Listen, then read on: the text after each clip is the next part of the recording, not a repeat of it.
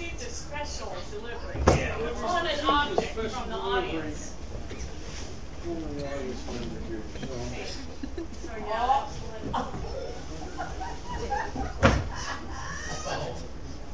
What the heck?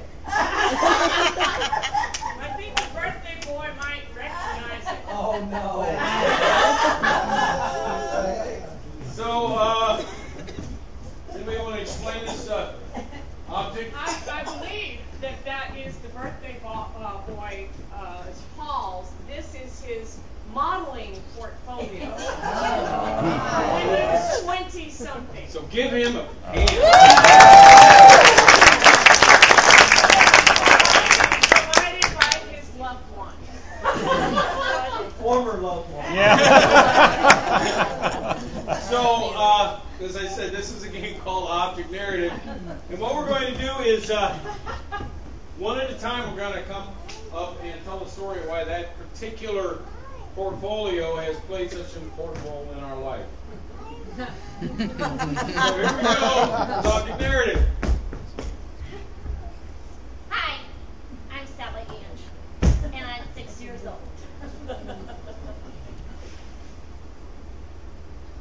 I need you to keep a secret.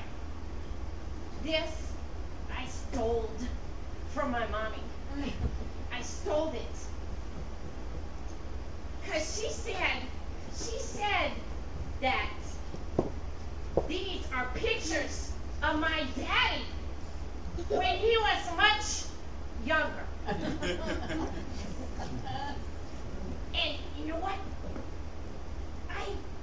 I snuck into my parents' room and I looked at it. And look, there's a dirty picture. There's a woman kissing my daddy. And that's not my mommy. At first, this gave me all kinds of trauma. I couldn't believe it. And then I just couldn't believe that was my dad. I said, that couldn't be. This couldn't be my daddy.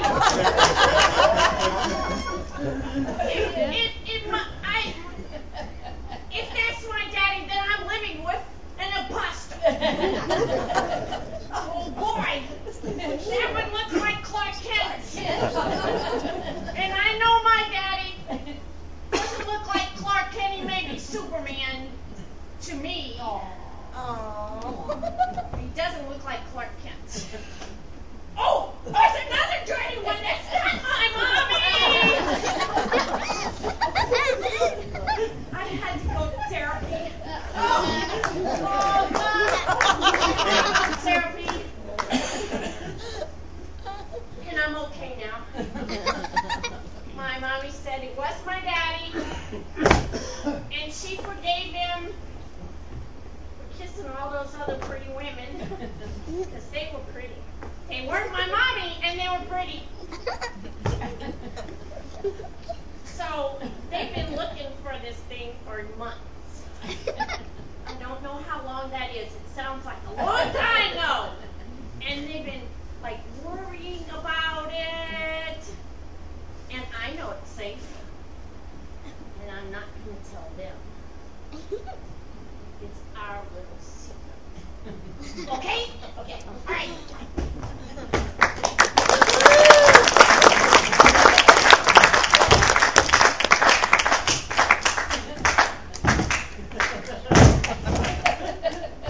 It's under my bed in my bedroom.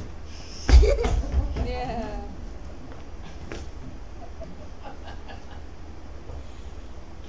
Well, I found this finally under my daughter's bed.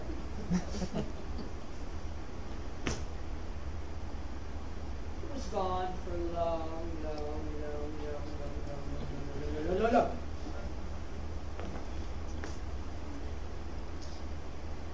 I had never told her that I had seen this many years ago for the first time. I found this portfolio pictures of my husband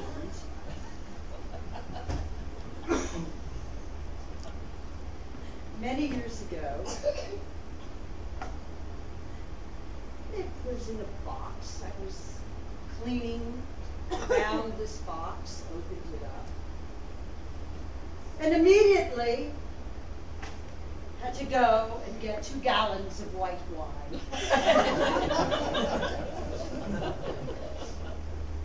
And drink myself into oblivion. Because I could not believe what I was seeing. I thought my husband was an accountant. You know how sometimes they try to fool you, Dutch men? I thought he worked with slide rules. I thought he enjoyed his plastic pocket protectors. And then I found this portfolio, a pin in awkward positions. Needless to say, after I drank 2 gallons of Pinot Grigio, I love to say that, I came to my senses. I took out a magnifying glass, just to be sure. Very awkward, compromising position.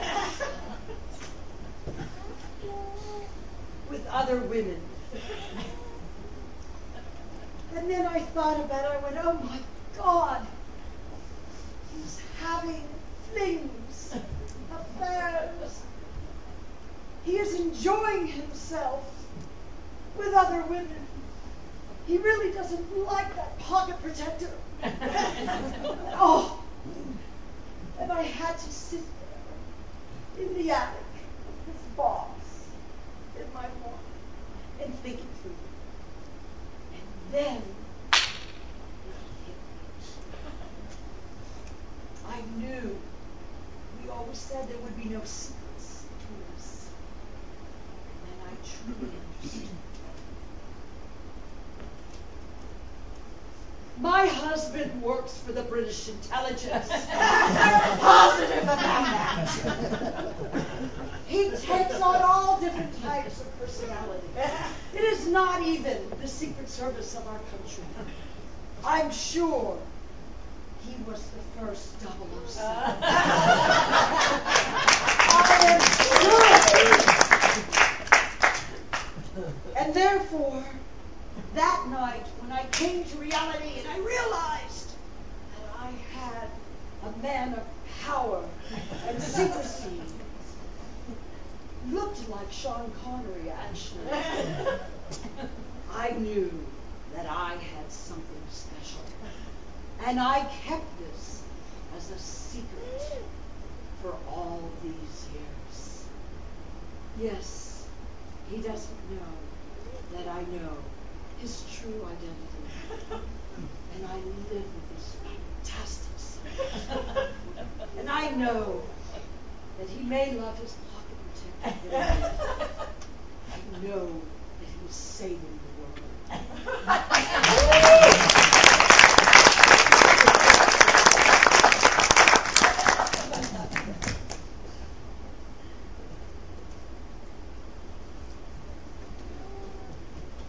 Well, this portfolio is of my dear friend Paul. When Paul and I were younger, of course, we were male models.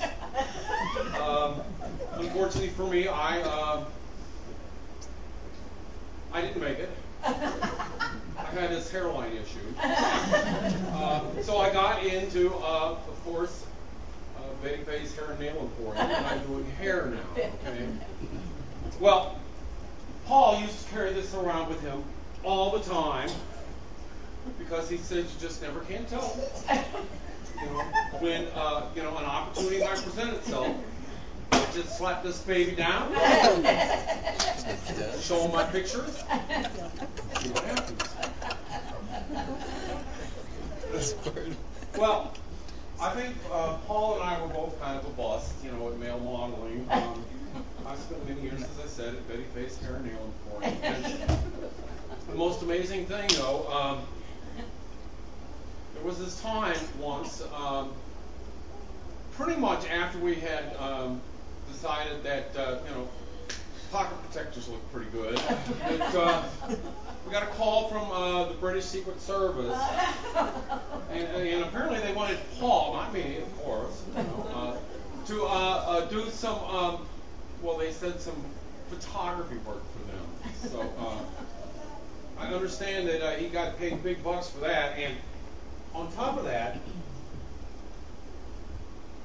recently, you know, there's been this big rush on retro. Paul just pulled this baby out again.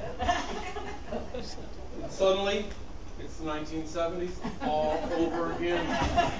He's such a lucky man.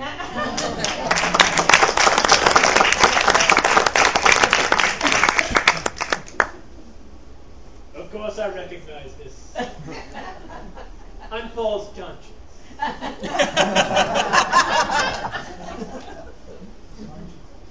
My story will be brief. Because I have a very little conscience. I knew when I saw Paul carry this into the office one day that my first reaction was to absolutely destroy it. But he didn't follow my direction that day. No, he hid it in his bedroom where his daughter found it. Traumatized the poor girl. She was in therapy for years. His wife wanted to believe so dearly that none of this was true. She fabricated an elaborate story about agents, murders, FBI. All of it to help save the appearance that Paul was your everyday, I love you, honey, I'll be home at 6 guy. Even when he was in the hairdressing business, he kept this underneath the day's stick.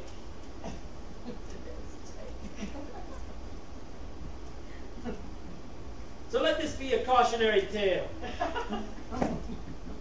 Paul and some anonymous woman that's smooching on you. Burn this kind of thing. Burn it the minute you get a hold of it. Good luck, Paul.